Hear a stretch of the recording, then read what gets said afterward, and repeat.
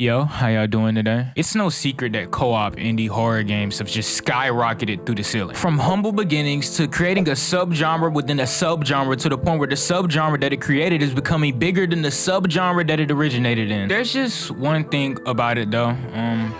When does oversaturation occur? And I don't see getting games that are similar to other games as a inherent issue unless they're just straight up copying them. I only see a real huge issue when there's a significant drop in the quality of the game for the sake of just pumping it out because the genre seems popular. In reference to a lot of the games that I'm about to mention, you know the ones. You probably have seen the term friendslop get thrown around. And personally, I think the term is kind of corny. It was supposed to start off as some half joke, but people took it very serious and a lot of games ended up getting slandered. But I think they're making these games seem inherently bad when they're not, and just conflating it with a fear of oversaturation, which is a valid fear. Because I feel like it goes a little bit deeper than just games sort of building off the formula of Lethal Company. I think it's a broader thing within the genre as a whole, not even talking about horror. I just mean in general with co-op indie games. But to give you a better understanding of where people are coming from, how about we talk about mascot horror games a little bit? Horror. I don't know why I can't pronounce that. Back in 2014, nobody knew that FNAF was just gonna instantaneously take over the world. It feels like overnight we went from creepypasta to Chuck E. Cheese theories. I miss you so much, Ben Drown. The formula was so simple, yet the gameplay was intuitive enough. Check the monitor for the entities, keep them out until 6 a.m., win. And it played on the childhood fear of animatronics, bro, you can't tell me that these things aren't creepy. And at the time, the jump scares were really cool and decently scary to me, at least. I mean, I was a kid after all. But you have to think, back then we were getting scared at games purely off atmosphere because nobody was getting scared of that Slender Man jump scare. Oh no, I lost signal to my TV. So seeing stuff like FNAF was so new and so rare, and then it was everywhere. And it didn't help that the sequel released in the same year. And you'd think they'd imitate the gameplay formula, simplistic yet interactive, but that was relegated to fan games, more or less. What was imitated was the idea of a children's mascot going on a killing spree. And I think we all underestimated just how fast this concept would get stale. But without going on a tangent about it, this basically showed people that no matter how oversaturated a genre gets, people will still eat it up, even if it's the most unpolished thing you've seen. And funny enough, we can see this same exact pattern when we look at a lot of co-op indie games. A game releases, a lot of YouTubers or streamers play it gets super popular, and then all of a sudden 2 months later you see a lot of games that look like it pop up. And this isn't even some new thing that's just now occurring. We can see this if we take a look back. For example, one of the OG co-op indies that we've come to love, Speedrunners. It releases April 19th of 2016. Now, November 18th of the same exact year, Runbow shows up. And for some unknown reason, I have 6 hours on this game. While Speedrunners primarily focuses on you refining your movement so you can outblitz your friends, Runbow kinda encourages the exact opposite and focuses on you item bagging the entire time, and it does not help the game at all. If anything, it makes this attempt at capturing the same lightning in a bottle that Speedrunners did more apparent. And it tracks because guess what game just got a sequel announced and guess what game didn't. And it goes further than co-op games ripping off the formula of another co-op game. You can see a co-op game rip off the formula of a single player game. You guys remember Only Up, right? It blew up because a lot of streamers played it, and then it got taken down because it had copyrighted assets and sounds. It got re-uploaded again, but then the developer took it down again because of stress. Perfect time to make a game just like it. And while a lot of games just like it did pop up, same name and everything, there was one that stood out. Chained together, and it blew up the same exact way that Only Up did, but there's one key factor that separated it from Only Up. The fact that you could play it with your friends. Aside from that, no, this game is not a hit. Now, while I don't like this game, I don't hate this game or anything for, what it's trying to do, because it's essentially just trying to capitalize off the fact that Only Up got delisted. I don't like the way they cut corners, because they may have changed it now, but when this game came out, the entire title screen was AI. Oh, and the game was optimized horribly, but it is what it is. That's a given. It's just you're already copying something. Bro, come on. You can at least put in the effort to make everything from the ground up. But you know, now that I think about it, that sounds kind of familiar. Co-op indie game copying another indie game and using AI art in the process and then changing it later after the backlash. Where have I heard this before? And now that we're finally here, how about we talk about the game that kickstarted it all, the one that gave that initial spark in popularity for co-op horror games. Let's talk about Phasmophobia. Now that's a name I haven't heard in a long time. This game walked so every game after it could parallel park. And it's been like a couple of years since I've actually bothered to boot it up, but I bought the game like a year after it came out. Pretty much in this game, you and 3 other players are ghost hunters and you hunt ghosts. Wow, amazing explanation, canon. There are different types of ghosts and they do different things to leave clues as to which type of ghost they are. You have to determine which type of ghost it is and then dip out essentially. If you take too long, the ghost kills you straight up, and the more correct clues you gather, you know, the better score you get, and you get paid more money at the end to buy more equipment to help you further in your ghost hunting career. The game wasn't super polished or fleshed out on release, but it was an early access game, and it did add some stuff later on with content, new ghosts, you know, new maps, so I'm able to give it a little bit of leeway. But Jesus Christ, did this kickstart an annoying era. Before we had this era of games popping up that are super similar to Lethal Company, we had this era of games that were just straight up copy and paste of Phasmophobia, and it was 10 times more boring and 10 times more blatant. And guess who's primarily to blame for these games getting the attention they did and blowing up to the degree they did? You guessed it.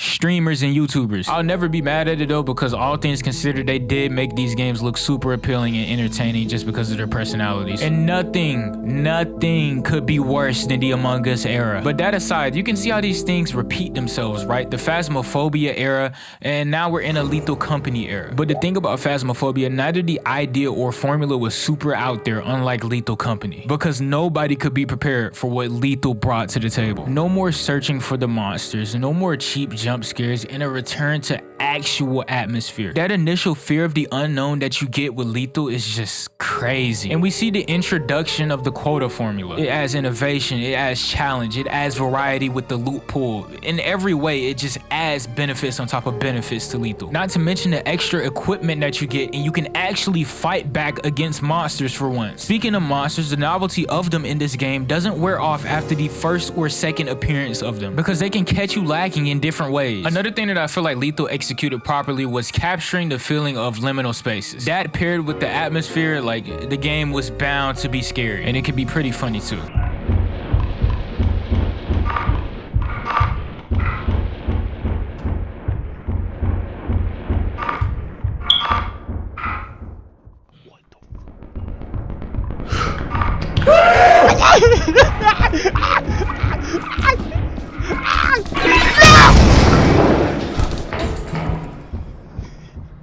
Got a big old butt.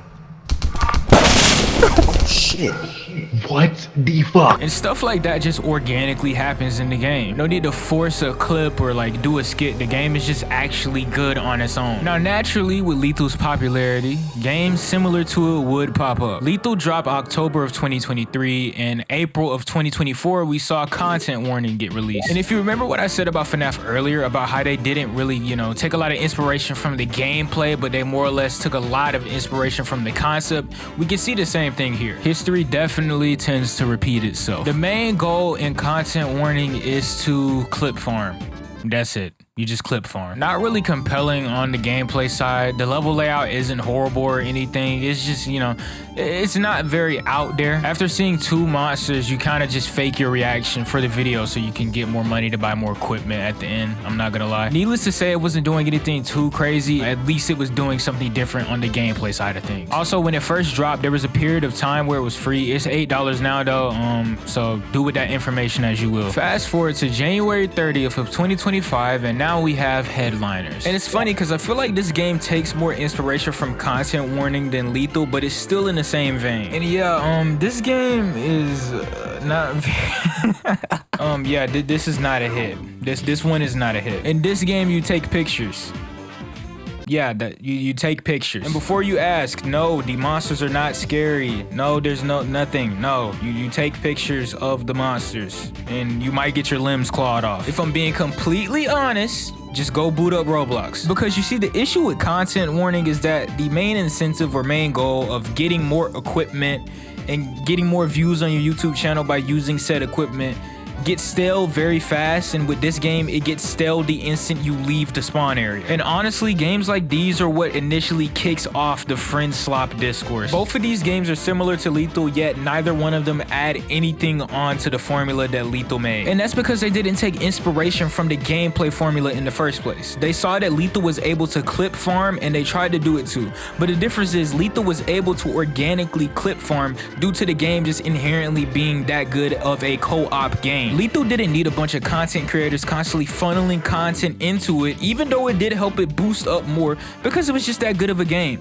These games inorganically force you to clip farm for them by making it the actual gameplay. And that just comes off as stale, uninspired of, and disingenuous to what Lethal did, which leads to phrases like friend farming or friend slop being formed, even if they're corny. I mean, you can see why these things do pop up. And when an actual good game with polish and innovative ideas comes along, it gets slandered purely because of similarities to Lethal and what came before it. Repo is a beautiful example of what to do, except for this little emoji thing. I don't know what this is supposed to be. Visually and artistically, it completely strays away from Lethal in my opinion. And the places where they are similar are the best places. They both have the same quota formula, but unlike Lethal, the quota plateaus after a little while, and then you have to do multiple different quota extraction points. And when you get to late game Repo, not only do the interiors get larger, they get complex in design as well. It also has a pretty good amount of item variety too on release. Same with enemy types. I personally like that there's just so many ways to deal with enemies in this game. You can upgrade your strength to a crazy amount and just slam them on the ground. You can upgrade tumble launch and just homing attack them like Sonic. You can upgrade speed and just bomb rush into them. You can hit them with a bat, frying pan, a sword, a piece of loot, an explosive inflatable hammer. Or you can just, shoot them with a shotgun. Like,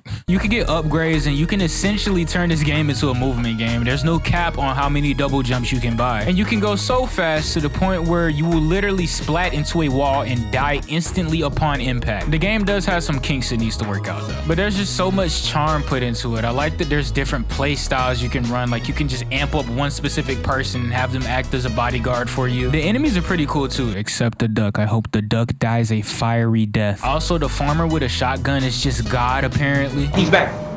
He's back. The shotgun dude's back. The shotgun dude's back. The shotgun dude's back. We don't need it. We don't. Yeah, we don't bring the carpet. There's a huntsman. What the? Overall, I'm super satisfied and I'm hyped to see what else they do with this game further. It's a really good game. And I haven't even mentioned the mods that both Repo and Lethal have, but I don't want to get into a tangent. But Repo does so many things right that Content Warning and Headliners just didn't do. For starters, Repo had a lot more dev time. And instead of differentiating itself purely by aesthetic, it differentiates itself by how they do the gameplay as well. Because you cannot play Lethal the same way you play Repo and vice versa. Repo is not as scary as Lethal. In fact, it's not scary at all except for very specific situations in my opinion, but it offers so much in the gameplay aspect that it completely separates itself from Lethal and it runs in the same vein as Lethal. I like that these games can actually coexist, whereas with Content Warning and Headliners, those games were bound to fizzle out. And that leaves us with Scary Cargo. I already kind of feel a type of way about this game because they used AI on one of the display images on the Steam page, but quickly changed it.